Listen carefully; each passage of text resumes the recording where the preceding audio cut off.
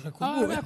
È questo potere di far commuovere ed È bellissimo. Secondo me comunque. è una punta per un artista, è un So, grande... Succede molto spesso che mi dicano queste cose. Sì, no, ma perché anche lei ha un canto che arriva al cuore.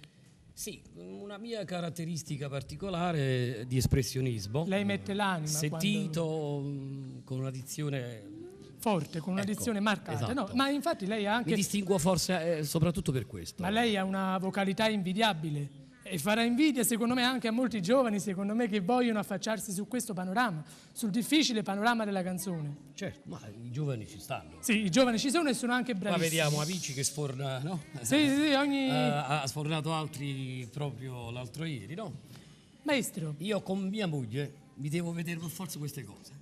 Ah, va bene, sì. Forse questa è l'unica cosa che fa bene per me seguire. Ma che so, le telenovele, no? Tutte quelle cose. Grande Fratello. Grande Fratello, sì, il reality show. Allora, se non puoi vedere, vai dall'altra parte. Ecco, magari lei si mette a cantare. E poi li vedo. Vabbè, uno è costretto. Seguo un pochino, ecco. insomma, per essere.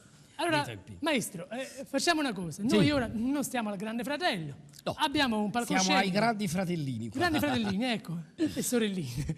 Allora, abbiamo una telecamera, siamo in uno studio televisivo, ha un microfono, abbiamo il maestro Dario Rustichelli, che si fa il Grande Fratello? No, con tutto rispetto per chi lo fa, insomma. No, canterei un brano con la partecipazione dei bimbi, funiculi funicolà. Bellissimo. Yam, yam, coppia, yam, yam. Allora forse, chissà.